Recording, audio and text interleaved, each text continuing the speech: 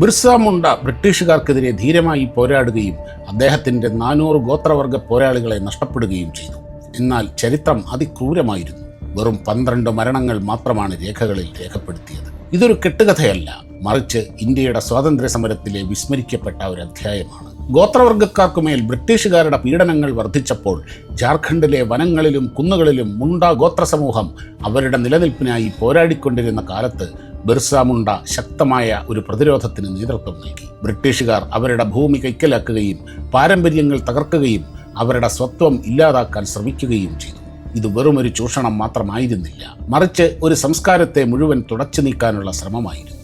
ഇതിന് മറുപടിയായി ബിർസ മുണ്ട ഉൽഗുലാൻ അഥവാ മഹത്തായ കലാപത്തിന് ആഹ്വാനം ചെയ്തു. അദ്ദേഹത്തിൻ്റെ അബുവാ ദിസും അബുവാ രാജ്, അതായത് നമ്മുടെ നാട് നമ്മുടെ ഭരണം എന്ന മുദ്രാവാക്യം പ്രദേശം മുഴുവൻ കാട്ടുതീ പോലെ പടർന്നു.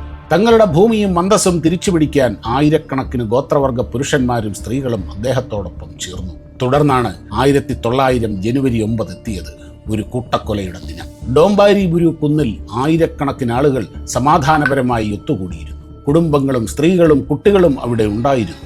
എന്നാൽ ഫോബ്സ്, വെസ്റ്റ് മോർലാൻഡ് തുടങ്ങിയ ഉദ്യോഗസ്ഥരുടെ നേതൃത്വത്തിലുള്ള ബ്രിട്ടീഷ് സേന കുന്നിനെ വളയുകയും മുന്നറിയിപ്പില്ലാതെ വെടിയുതിർക്കുകയും ചെയ്തു. മിനിറ്റുകൾക്കുള്ളിൽ ഏകദേശം 400 ഗോത്രവർഗ പോരാളികൾ വെടിയേറ്റ് മരിച്ചു. കുടുംബങ്ങൾ ഒന്നടങ്കം ഇല്ലാതായി.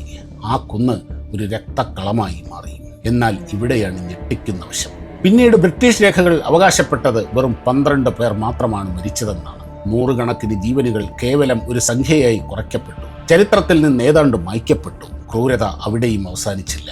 1900 ഫെബ്രുവരി 3 ബിർസ മുണ്ട പിടിക്കപ്പെട്ടു. റാഞ്ചി ജയിലിൽ അടയ്ക്കപ്പെട്ട അദ്ദേഹത്തെ ക്രൂരമായി പീഡിപ്പിച്ചു. മാസങ്ങൾക്ക് ശേഷം 1900 ജൂൺ 9 നിഗൂഢ സാഹചര്യത്തിൽ അദ്ദേഹം അന്തരിച്ചു. അധികൃതർ ഇതിനെ കോളറ എന്ന് വിളിച്ചെങ്കിലും ഇത് ആസൂത്രിതമായ കൊലപാതകമാണെന്ന് പരക്കെ വിശ്വസിക്കപ്പെടുന്നു.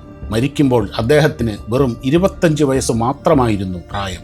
ഡോംബാരി ബുരു എന്നത് വെറുമൊരു സ്ഥലമല്ല, അതൊരു ഓർമ്മപ്പെടുത്തലാണ്. ഇന്ത്യയുടെ സ്വാതന്ത്ര്യ സമരം നഗരങ്ങളിൽ മാത്രമല്ല, വനങ്ങളിലും നടന്നിരുന്നുവെന്നും ആരുടെയൊക്കെയോ കഥകൾ പൂർണ്ണമായും പറയപ്പെട്ടിട്ടില്ലെന്നും അത് നമ്മെ ഓർമ്മിപ്പിക്കുന്നു.